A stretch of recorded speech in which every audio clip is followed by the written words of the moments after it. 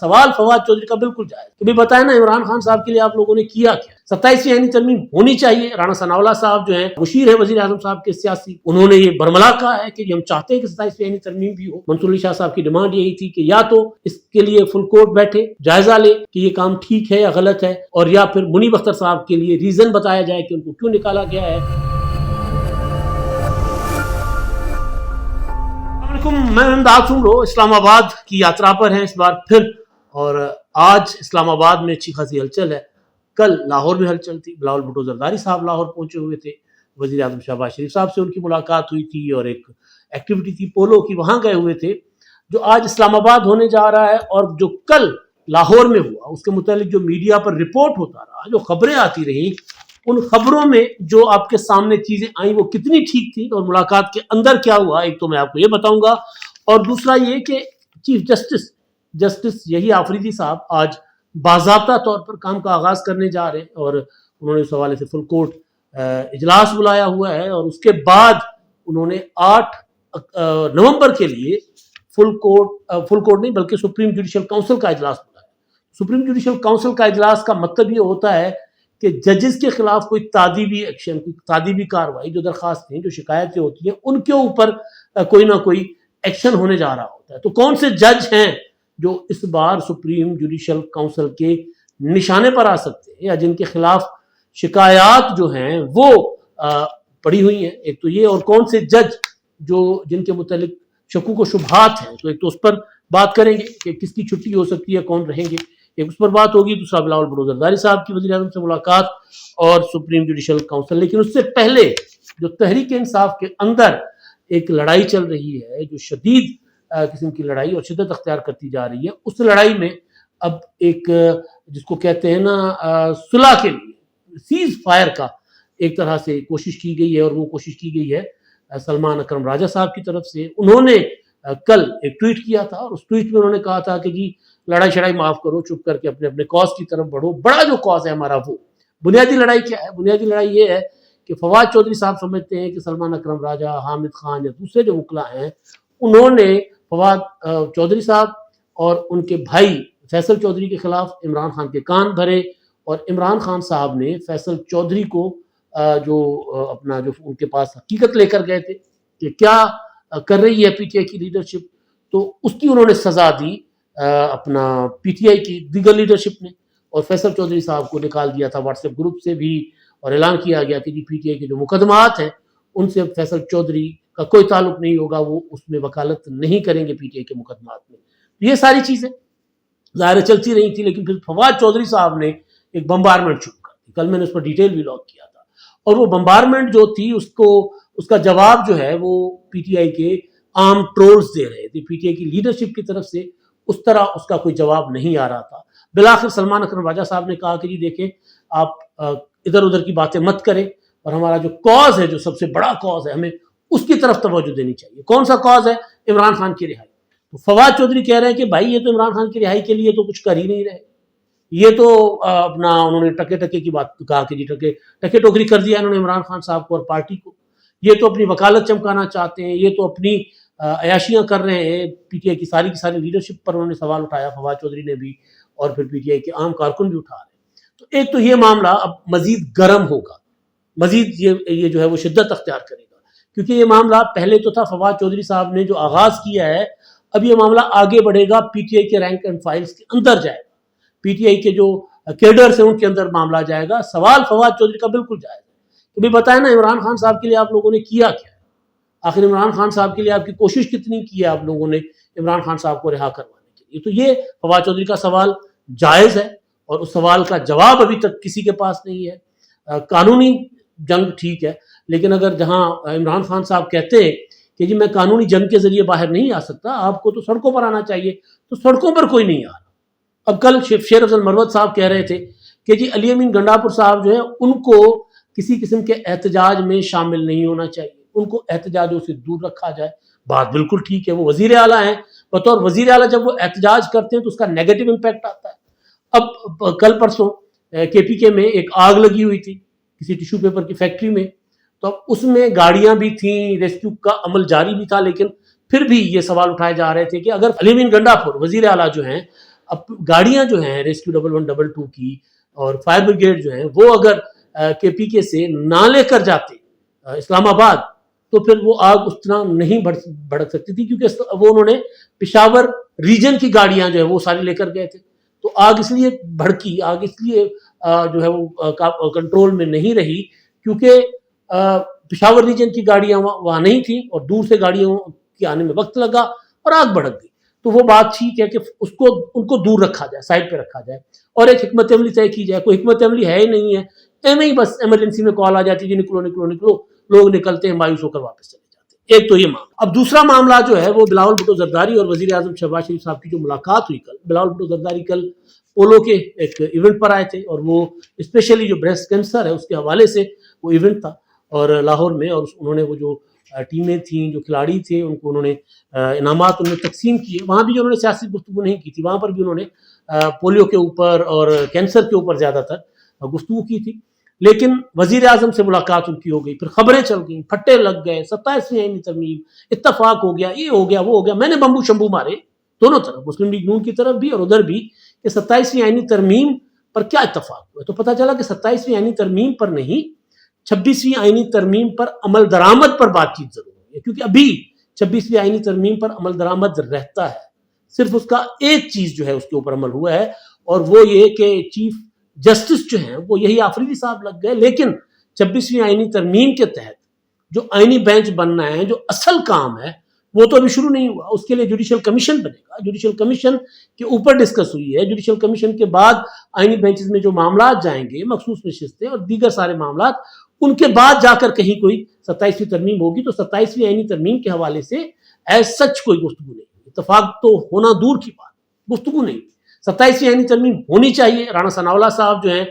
مشیر ہے وزیر اعظم صاحب کے سیاسی، انہوں نے یہ برملا کہا ہے کہ ہم چاہتے ہیں کہ 27ویں آئینی ترمیم بھی ہو، اور 27ویں آئینی ترمیم میں کیا کیا ہو وہ بھی انہوں نے بتا دیا ہے، وہ کیا چاہتے ہیں، کیا نکات ہونے چاہیے 27ویں آئینی ترمیم میں، انہوں نے بتا دیا۔ ملٹری کورٹس کا انہوں نے بتا دیا ہے۔ اب military courts, in military courts کو جو رانا ثناءاللہ صاحب کہہ رہے ہیں، ان کو کسی اور شکل میں لیا جا رہا ہے، کسی اور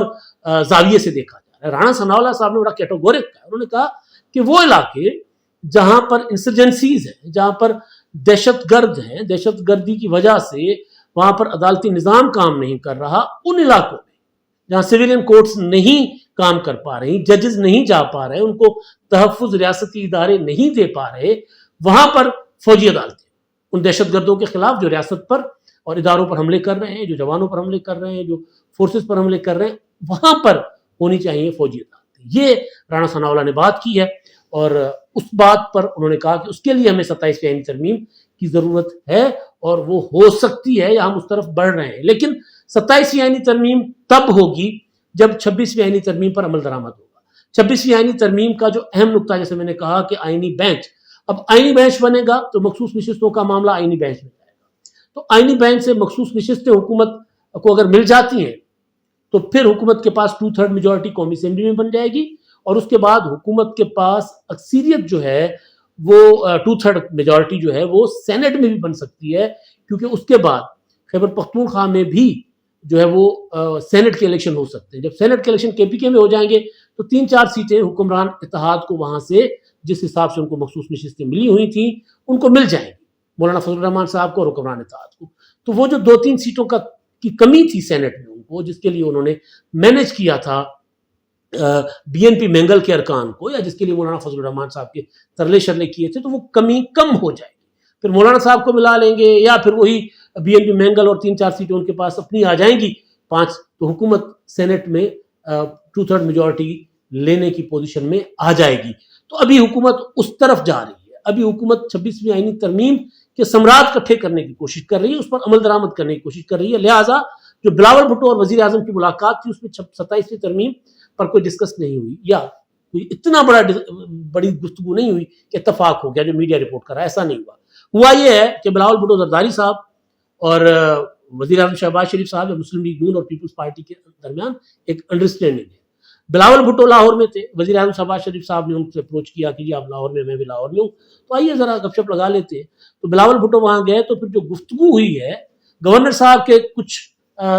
جو ہیں وہ تحفظات ہیں۔ آپ کو یاد ہوگا کہ پنجاب میں وی سیز کے حوالے سے کچھ معاملات پر مریم نواز صاحبہ اور گورنر سلیم حیدر صاحب میں اختلافات ہوئے اور اس میں اچھی خاصی گرما گرمی بھی ہو گئی تھی معاملات کو لے کر. انٹرویوز ہوئے, گورنر صاحب کہہ رہے تھے نہیں جی گورنر یہ تو طریقہ ٹھیک نہیں ہے. مریم نواز صاحبہ یا پنجاب کی حکومت کہتی تھی کہ یہ تو ہمارا اختیار ہے, ہم کیوں گورنر صاحب کے کہنے پر یا ان کی مرضی سے یا ان کی مشاورت سے لگائیں گے وی سیز. تو یہ معاملہ, اور پھر پیپلز پارٹی اور مسلم لیگ نون کے درمیان ایک انڈرسٹینڈنگ ہوئی ہے پنجاب کے کچھ اضلاع کے حوالے سے. وہاں پر بھی پیپلز پارٹی سمجھ رہی ہے کہ پنجاب حکومت ان سے کیے گئے وعدے پورے نہیں کر رہی. کچھ انتظامی معاملات ہیں, کچھ سیاسی معاملات تھے, کچھ جو انڈرسٹینڈنگز تھیں اتحاد کے حوالے سے, تو ان معاملات پر ضرور گفتگو ہوئی ہے.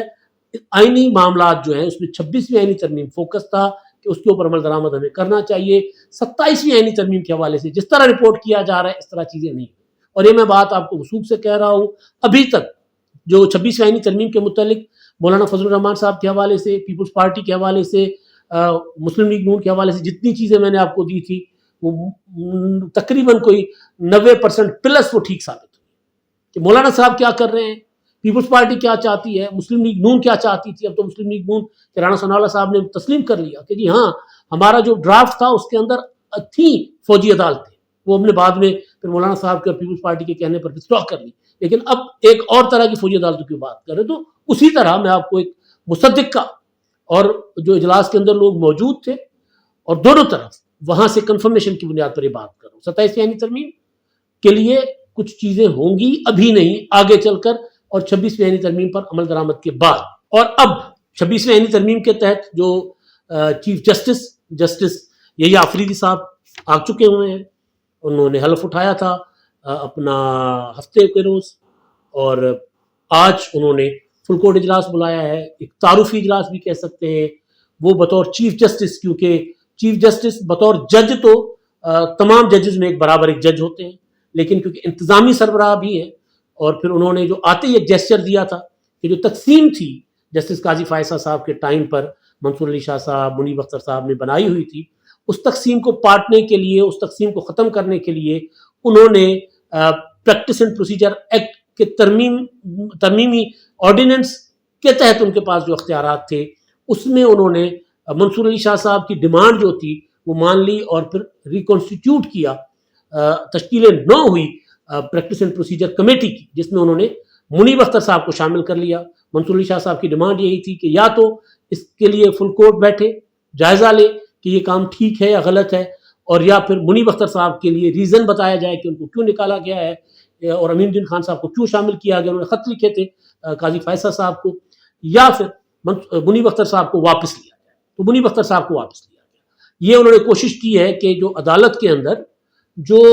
ججز کے درمیان تلخیاں ہیں وہ ختم, وہ آگے نہ بڑھے. انہوں نے ان تلخیوں کو ختم کرنے کے لیے کوشش کی. اب کیونکہ منصور علی شاہ صاحب نہ چیف جسٹس صاحب کی حلف برداری کی تقریب میں تھے, نہ منصور علی شاہ صاحب جو ہیں ریفرنس جو ہوا قاضی فائصہ صاحب کا, نہ الوداعی ریفرنس, نہ اس میں شریک ہوئے تھے. اب آج جو اجلاس ہے اس میں بھی منصور علی شاہ صاحب کا بھی امکان ہے کہ نہیں ہوں گے, 1 بجے اجلاس ہوگا کیونکہ وہ گئے ہوئے تھے اس پر عمرہ پر, تو وہ نہیں ہوں گے. لیکن جو حلف برداری تھی اس میں دیگر تمام جج صاحبان یعنی منصور علی شاہ صاحب مائنس باقی جو 7 جج صاحبان تھے مخصوص نشستوں کا فیصلہ دینے والے, کیونکہ سمجھا یہ جا رہا تھا کہ منصور علی شاہ صاحب کا وہ گروپ ہے, اور منصور علی شاہ صاحب کیونکہ نظر انداز کیے گئے ہیں 26ویں آئینی ترمیم کے ذریعے, ان کو چیف جسٹس نہیں بنایا گیا, تو یہ ایک گروپ الگ ہوگا, یہ ریزائن کر دیں گے. یا پھر یہاں تک کچھ فلاسفر جو اسلام آباد میں بیٹھے ہوئے تھے وہ کہہ رہے تھے کہ جی جج صاحبان خود ہی اپنا وکلا اور جج جو ہے وہ ان کو منصور علی شاہ صاحب کو چیف جسٹس نامزد کریں گے اور خود ہی پھر ان سے حلف لیں گے. تو ایسا تو ظاہر نہیں ہونا تھا, تو نہیں ہوا. تو وہ جج صاحبان 7 جج صاحبان جو ہیں وہ تھے اس میں حلف برداری میں بھی, اور آج بھی فل کورٹ ریفرنس میں ہوں گے. لیکن قاضی فائز عیسیٰ صاحب فل کورٹ اجلاس میں ہوں گے, لیکن قاضی منصور علی شاہ صاحب, قاضی فائز صاحب کہہ رہا ہوں, منصور علی شاہ صاحب ظاہر ہے نہیں ہوں گے, لیکن جب واپس آئیں گے تو پتہ چلے گا کہ کیا ہونا ہے. لیکن اصل اجلاس جو ہے وہ ہوگا سپریم جوڈیشل کونسل کا 8 تاریخ کو, اور اس میں کیونکہ سپریم جوڈیشل کونسل کا مینڈیٹ ہی ایک ہے کہ ججز کے خلاف جو شکایات آتی ہیں ان شکایات کے اوپر جو ہے وہ ان کا جائزہ لیا جاتا ہے. پھر جن شکایات میں وزن ہوتا ہے پھر سینئر جج صاحب سے رائے لی جاتی ہے, اور سینئر جج صاحب اگر رائے دیتے ہیں کہ جی ہاں اس شکایت میں وزن ہے, جس طرح بازار ایک نقوی صاحب کا معاملہ تھا, تو اگر وزن ہوتا ہے تو پھر سپریم جوڈیشل کونسل باضابطہ اس کی پروسیڈنگ کرتی ہے. سپریم جوڈیشل کونسل کا اجلاس جو ہے اس میں اب تک جو شکایات پڑی ہوئی ہیں وہ کسی بھی جج کے خلاف ہیں، ان کا جائزہ لیا جائے گا۔ اس میں ممکن ہے کہ 6 ججوں کا جو خط تھا اسلام آباد ہائی کورٹ کا، جس کی سپریم کورٹ میں سماعت چل رہی تھی، ہیئرنگ ہوئی تھی، لیکن اس کا کوئی حتمی فیصلہ نہیں ہو سکا ابھی تک، تو وہ بھی ممکن ہے کہ وہ، کیونکہ کہا گیا تھا یہ آفریدی صاحب کی طرف سے بینچ میں کہ یہ معاملہ جوڈیشل اس کا نہیں ہے، عدالتی معاملہ نہیں ہے، تو یہ سپریم جوڈیشل کونسل کا معاملہ ہے، اس طرف جانا چاہیے تھا، یا جج صاحبان کے پاس اپنا اختیار ہے کہ جج صاحبان جو ہیں اگر ان کی عدالت میں کوئی مداخلت کرتا ہے، ان پر کوئی دباؤ ڈالتا ہے، تو وہ اس کے خلاف خود ایکشن لیں۔ تو اس طرح بھی یہ والا معاملہ جو ہے اس پر بھی شاید کوئی ڈسکس ہو یا فل کورٹ اجلاس میں اس پر بات چیت ہو۔ تو جج صاحبان کچھ ایسے ہیں جو کمپرومائزڈ ہیں، چاہے وہ ہائی کورٹس میں ہو چاہے سپریم کورٹس میں ہو، شکایت کا جائزہ لیا جائے گا، پھر یہ دیکھا جائے گا کہ کس جج کے اوپر جو شکایت ہے وہ جائز ہے اور کس جج کے اوپر شکایت جو ہے وہ بلا وجہ ہے۔ اور اگر بلا وجہ کسی کے خلاف شکایت ہے اور شکایت کرنے والے کے خلاف پاس ثبوت نہیں ہے، تو پھر اگر انہوں نے کہیں سوشل میڈیا پر جج صاحبان کو بدنام کرنے کی کوشش کی ہے تو پھر ان کے خلاف ایکشن ہونا چاہیے۔ لیکن بہرحال آغاز ہے سپریم کورٹ میں، پی ٹی آئی کہہ رہی تھی کہ جی نئے چیف جسٹس کا، اور پی ٹی آئی کہہ رہی تھی کہ جی ہم نے تو منصور علی شاہ صاحب کے علاوہ کسی کو تسلیم نہیں کرنا، انہوں نے تسلیم بھی کر لیا۔ گنڈا پور صاحب جو ہے علم برداری میں بھی گئے تھے اور پوری کی پوری پی ٹی آئی نے کہا کہ جی ہمارا تو اس سے کوئی مسئلہ ہی نہیں ہے یہی آفریدی صاحب سے۔ تو اب یہی آفریدی صاحب جو ہیں وہ آج باضابطہ عدالت بھی سنبھالیں گے اور انتظامی معاملات بھی سنبھال لیں گے۔ انتظامی طور پر انہوں نے جو پہلا آرڈر جاری کیا تھا وہ تھا ایک اپنا ولاگر تھے، یوٹیوبر تھے، جب وہ جمعے کی نماز ادا کر رہے تھے سپریم کورٹ کی مسجد میں، تو انہوں نے ان کی خفیہ تصویر بنائی اور اس پر انہوں نے ایکشن لیا تھا، اور ایس پی جو سیکورٹی تھے ان کو انہوں نے ہٹا کر نئے ایس پی لگا دیے تھے۔ اس سے ایک چیز بھی ثابت ہوتی ہے کہ یہ جو لوگ ٹرولنگ کرتے ہیں ججوں کی اور اپنی اپنی مرضی کے نام دیتے ہیں ججوں کو اور ججوں کے خلاف پروپیگنڈا کرتے ہیں، وہ لوگ، وہ یوٹیوبرز جو ہیں وہ اب آسانی سے اس طرح باتیں نہیں کر سکیں گے۔ میں نے پہلے بھی کہا تھا کہ یہ آفریدی ہیں، وہ قاضی تھے، تو قاضی فائز عیسیٰ صاحب کے لیے یہ آفریدی صاحب نے خود بھی کہا تھا کہ جی ان کے غصے سے تو پھر انسان کو خدا ہی بچا سکتا ہے، اور میں کئی بار بھگت چکا ہوں، لیکن وہ بات ان کی ٹھیک ہے۔ لیکن یہی آفریدی صاحب وہ رعایت نہیں دیں گے جو قاضی فائز عیسیٰ صاحب دیتے رہتے کہ چلیں یار میری ذات پہ کہہ رہے ہیں، کرتے رہے، مجھے کوئی فرق نہیں پڑتا۔ وہ رعایت قاضی فائز عیسیٰ صاحب کی طرف سے ان کو نہیں ملے گی جو لوگ ٹرولنگ کرتے رہے ججوں کی، چاہے وہ قاضی فائز عیسیٰ صاحب ہو یا چاہے وہ جج جو پی ٹی آئی کے اگینسٹ فیصلے دیتے رہے ہیں جائز، یعنی قانون اور آئین کے مطابق، اور جو لوگ ناجائز طور پر عمر تا بنیال کی طرح پی ٹی آئی کے حق میں فیصلے دیتے رہے، وہ ان کو ہیرو بنایا گیا اور باقیوں کی ٹرولنگ کی گئی۔ تو اب وہ ٹرولنگ بھی نہیں ہو سکے گی اور اب اس طرح وی لاگ بھی نہیں ہو سکیں گے۔ اب تک کے لیے اتنا ہی۔ اللہ